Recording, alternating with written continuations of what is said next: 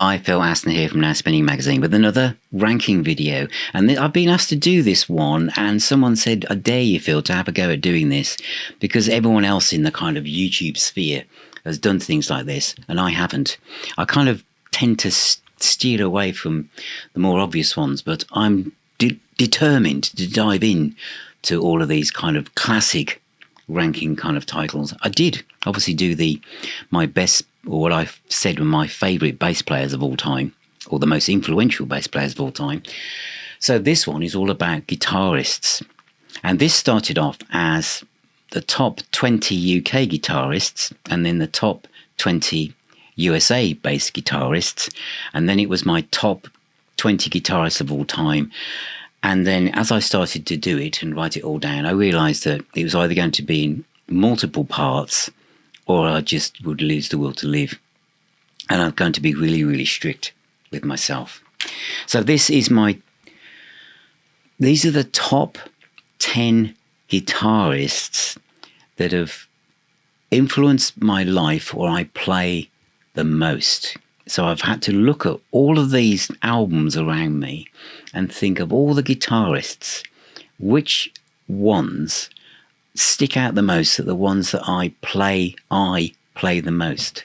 So my listing of my top 10 guitarists is based on that. So, and it was like 30, actually it was 40, and then it kept coming down. I've been really strict to get it to my top 10. So who isn't in it? And see if so they were watching this on the premiere. Eric Clapton's not in there, but these are all guitarists I really, really love. I completely rate them, but they're not in my top 10. Brian May isn't there. Angus Young, Steve Hackett, Steve Howe, Mark Knopfler, Mick Ronson, Gary Moore, Neil Schon, Johnny Winter, all the Kings, B.B. King, Freddie King, Albert King, Jimi Hendrix, Rory Gallagher, Santana, Steve Vai, Satriani, Duane Allman, Dickie Betts, who else? Dave Gilmour, Buck Dharma, Robin Trower, Tony Iommi, Alvin Lee, Pat Travers, Mike Bloomfield. There's so many. So who did I put in? I mean, it was tricky not putting Tony Iommi in, but I thought, no, it's because Tony Iommi introduced me to a style of music, his riffology, but not necessarily as a guitarist, I guess. So John McLaughlin's not in there either. Oh, God, I need to get on with this before I scrap this video and start all over again. So, at number 10 is Lee Ritenour, jazz fusion guy. Clapped-in Fingers I've chosen as a good example of a place to dive in, although you could dive into lots of different places. Why Lee?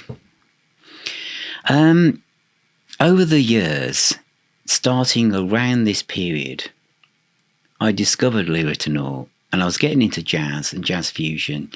And through the 80s, Lee Ritenour moves into more of a kind of Latin, Brazilian feel, but also does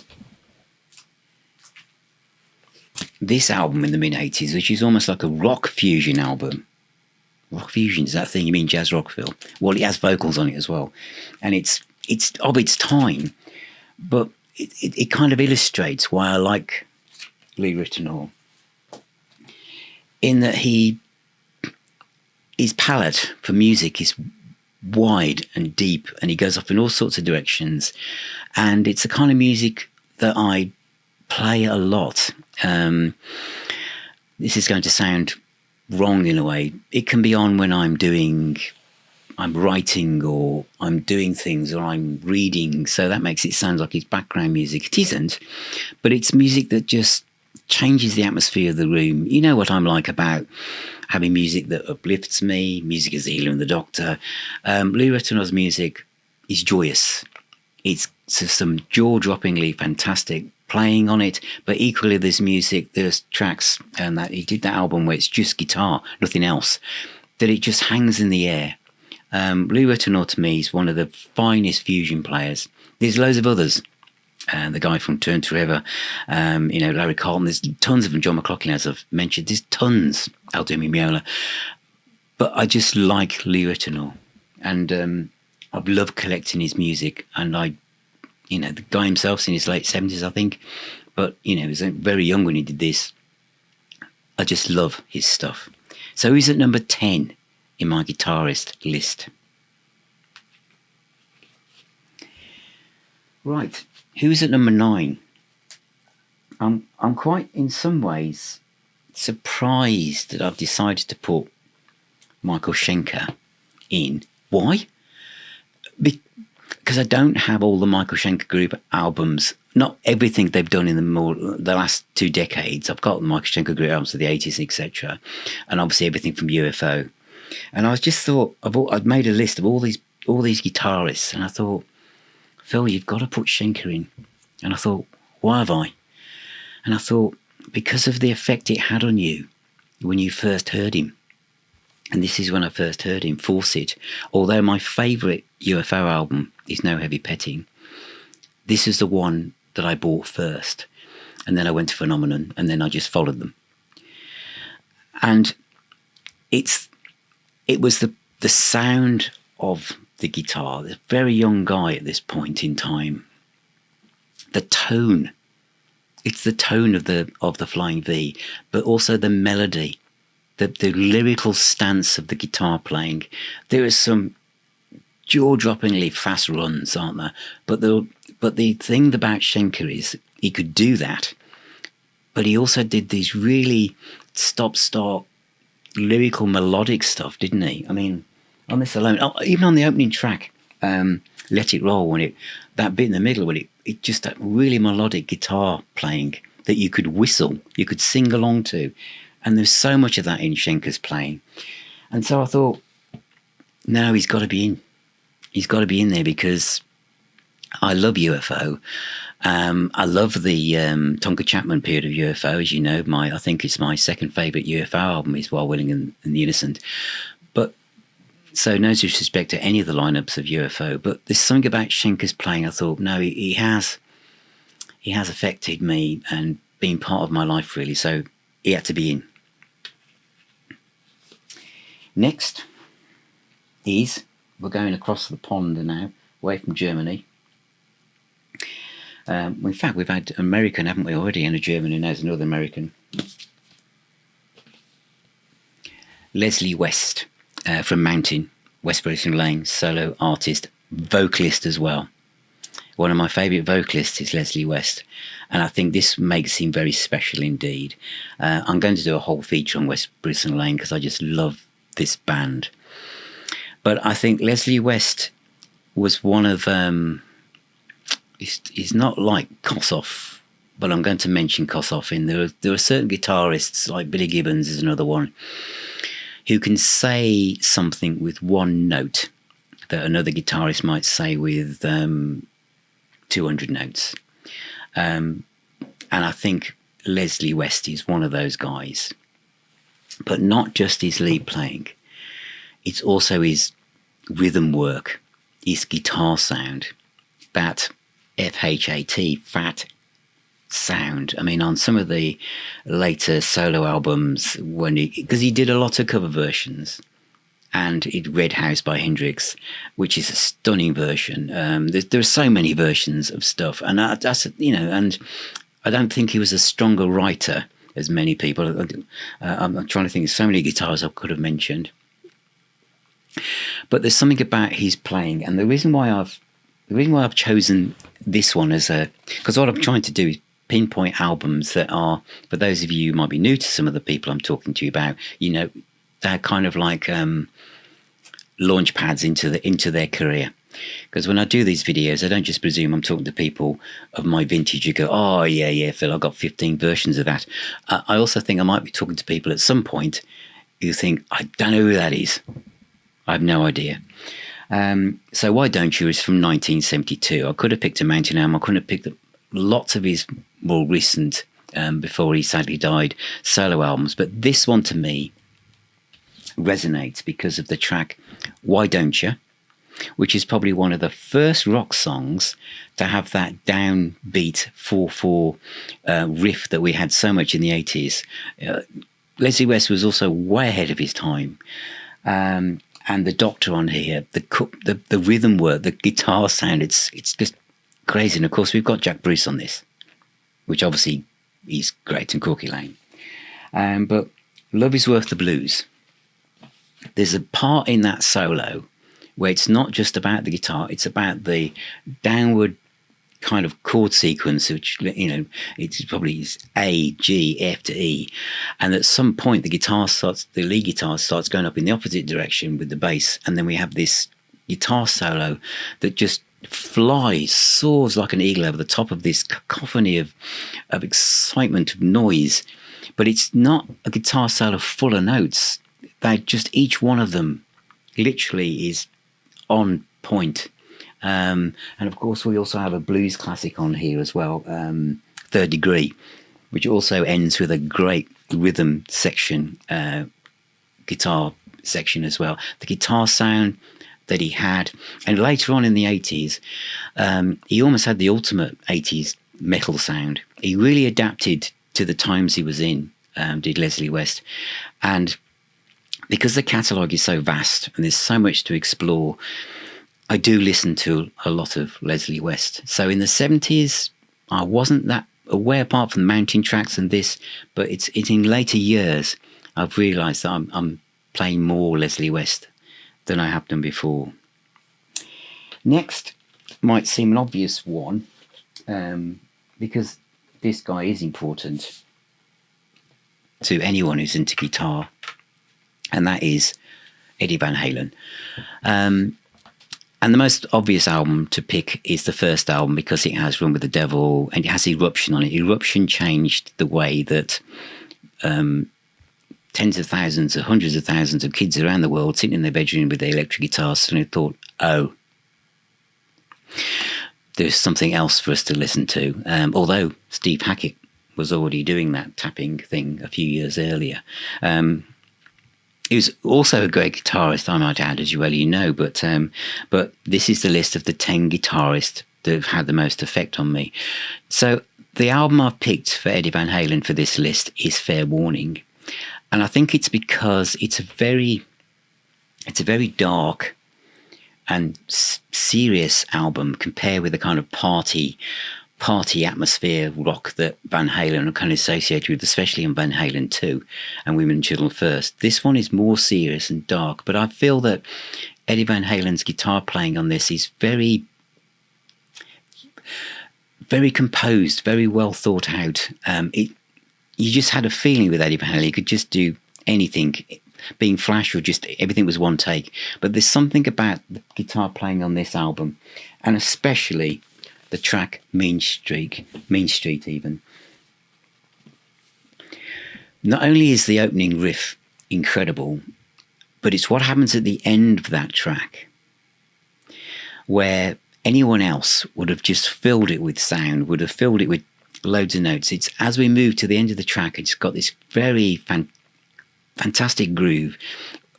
Eddie basically has a one-note riff that he repeats, and then basically layers of guitar come softly underneath as overdubs, and he could have easily just filled it with just a solo.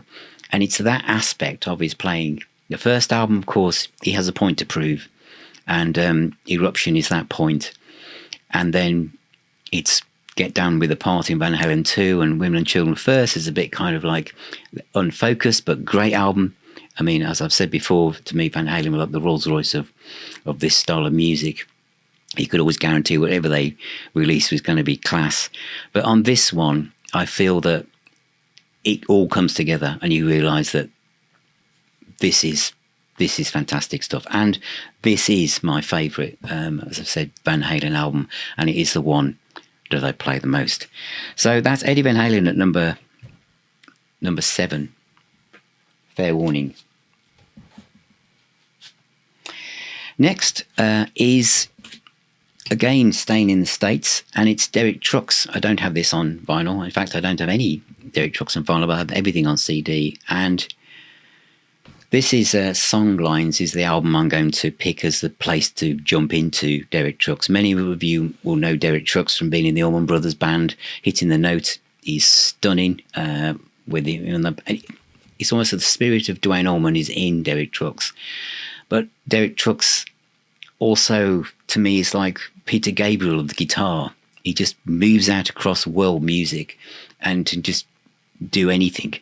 There are so many things. I mean, I'm picking that album, but Live at Georgia Theatre around this period is a great place to go into as well. And of course, the Tedeschi Trucks Band, which is just soul and blues and almost gospel.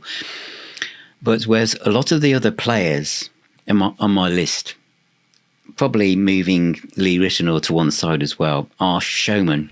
They're great presenters of music. Derek Trucks is someone who just stands very still, eyes closed, rocks backwards and forwards. I think the band have to try and work out if that slight move to the left means they're coming out of the improvisational section of that song and it's safe to come back into the verse. He's just completely in the moment, Derek Trucks. Primarily a slide player, but equally when he's not playing slide, his guitar playing is just stunning. But he can play any style, and what I like about Derek Trucks is that world music, that kind of jazz, funk, soul, rock, that he just plays anything. And the spirit of the Allman Brothers, and that's that spirit of that kind of southern, that slide guitar playing. I think he's an incredible player. Derek Trucks is at number 6, and Songlines is my recommended album. Number 5. Actually, I'm doing this in real time. I'm looking at this list thinking, I've put this guy at number 5. I don't know whether I want to move him to number 3. Well, no, I'm going to keep it there because this is fluid. This is a fluid thing. So those who are thinking, Phil, put this guy at number 5, I thought he would be higher. He might be tomorrow morning. Sometimes, actually, this guitarist would be in the number 2 slot. Here is number 5. Okay. It's Paul Kossoff. So what album am I going to suggest? I'm going to suggest The Free Story. It's cheating. It's a compilation. I know there's a thing where people only have studio albums and no live albums, but this is my show, my collection, and this is the perfect entry point to Free because it was mine as well. And there's so much of Paul Kossoff's music to try and direct you to moments of pure emotional brilliance that The Free Story does that. Whereas a singular album, go on then, Phil, I'm sure you can do it. It would be Mr. Big from Free Live. That has the whole of the human condition is in that guitar solo, well, in the whole song really. Or I could pick Tons of Sobs, where the very young, incredible, a teenager plays the kind of blues that you just wouldn't have thought possible from someone of that age, along with Paul Rodgers singing with such angst, and they're all teenagers. But I'm going to go here, The Free Story. And why is Paul Kossoff so special? If you've seen the other videos I've done about the band Free, you'll know that I've waxed lyrical about Paul Kossoff many, many times. But for those of you who haven't seen any of that, again, is another guitarist who, with one note, can reach deep inside your soul and your heart and touch whatever you're feeling, whatever kind of mood you're in. Paul Kossoff can get right to that. And I think that with Rodgers and Fraser's lyrics and voice, Kossoff was able to do that. But I think there's something also about Paul Kossoff, I've said before, where he was able to make the guitar sound like tears, like water dripping down out of a tap across the floor. It's not, especially on tracks like Come Together in the Morning, where it's not quite perfect, and you can feel his pain and the way the plectrums against the guitar and the notes. They're just, even saying it now to an audience of 0 as I just stare in front of a webcam, it sends shivers up my spine. But Heavy Load from Fire and Water, where it's so drenched in reverb and the guitar notes almost float like a feather in the air towards your ears. it's incredible. He could also turn on the fire like he did on Tons of Sobs, with Sweet Tooth, I'm a Mover, and but it was the ballads, Be My Friend, the way he was able to do that. And I've said Mr. Big, that note, the first note on that solo where he follows the angst that's in Paul Rodgers' voice and he just taps into it absolutely exactly on time. Time Away from his solo album, Backstreet Crawler, is again the sound of a guitar literally crying, because it's from him. He was somebody that found it very difficult to replicate the music he could hear in his head through his hands. And I think that really, and if you're a musician, some of you may know that, where it's almost as if your brain is ahead of your own technical capabilities, but equally you're just trying to marry the two together. And I think Kossoff, that comes across in his playing. But the Free Story has so many moments.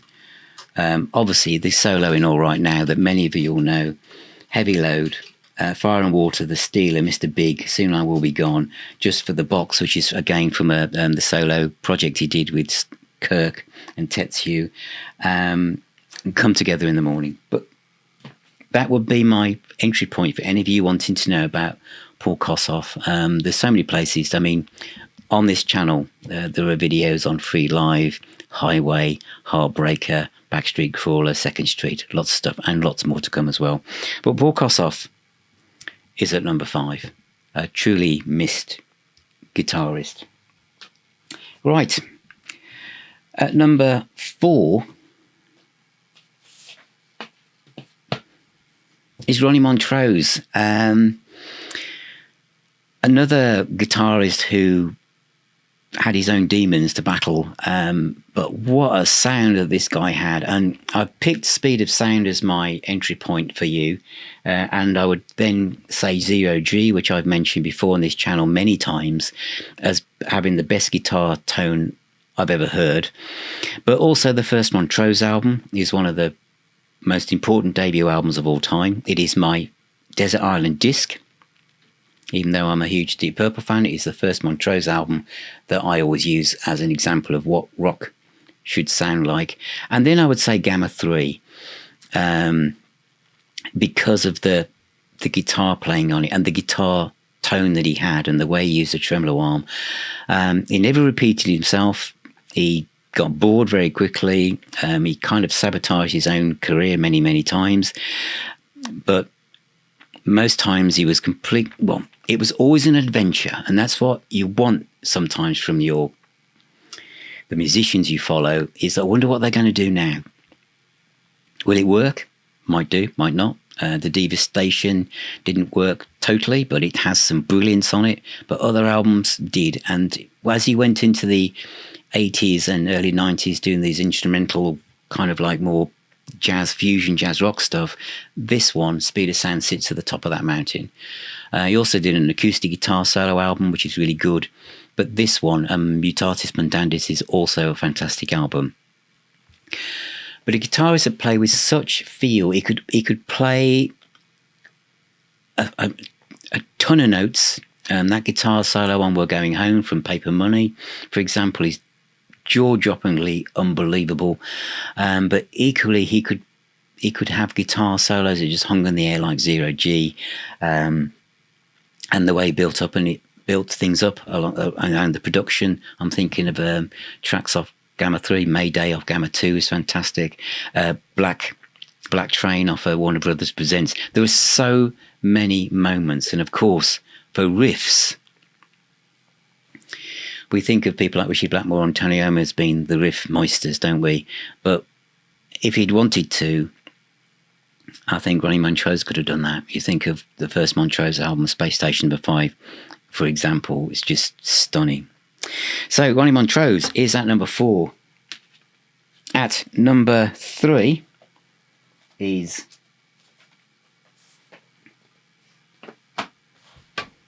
Tommy Bolin. The version, the album I'm going to point you towards is Teaser from 1975. This is the Cleopatra reissue on splatter vinyl, which I'll review at another time. When Tommy Bolin first joined Purple, I knew nothing about him and just saw it as a disaster because Ritchie was everything, and how they could even think of carrying on without him and then replacing with someone who was an unknown. He wasn't unknown, but he was to me, and I had no interest in really exploring very much. I think someone said to me, "Phil, he used to play jazz," and I think, what? I'm not into jazz or anything. And so it was a while, and then it was 1976 when I remember Sounds did a review of 3 albums. One was Private Eyes by Tommy Bolin.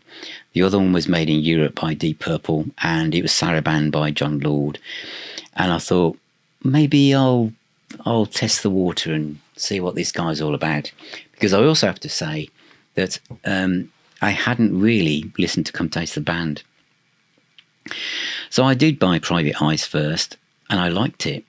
But it was a friend of mine said, "Phil, you need to get Teaser because it's got everything on it. It's got jazz fusion, it's got metal on it, it's got everything." So I did. And I was absolutely stunned by this album. And it's remained one of my favourite albums of all time. There's so much light and shade on here. There's so much styles of music, from reggae, metal, jazz, funk. Tommy Bolin could do it all, but he could also sing really well. And of course, the jazz that he was doing with Billy Cobham, which Spectrum is another one of my favourite albums from 1973, an absolutely essential jazz rock album, also showed me what this guy was about.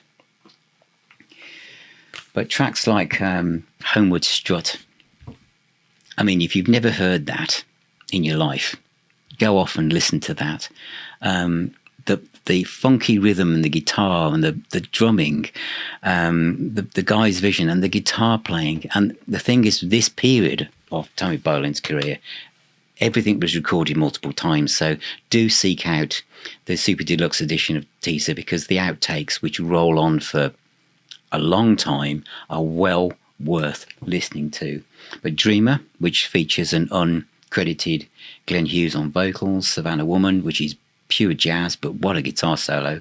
Teaser, that bit in the section with the chord sequences and the drumming and the slide guitar playing. People, pure reggae really. Marching Powder, a jazz fusion tour de force of absolute density of notes and precision playing. Fantastic. Wild Dogs, an absolute highlight of the album. Great guitar playing, wonderful vocals. And Lotus, which is also a wonderful song.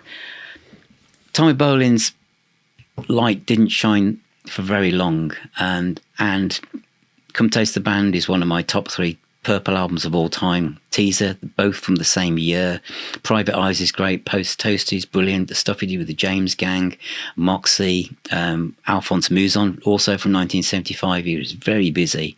What he would be doing now if he'd managed to keep everything under control and not been kind of influenced by trying to burn the candle at both ends, we just don't know, do we?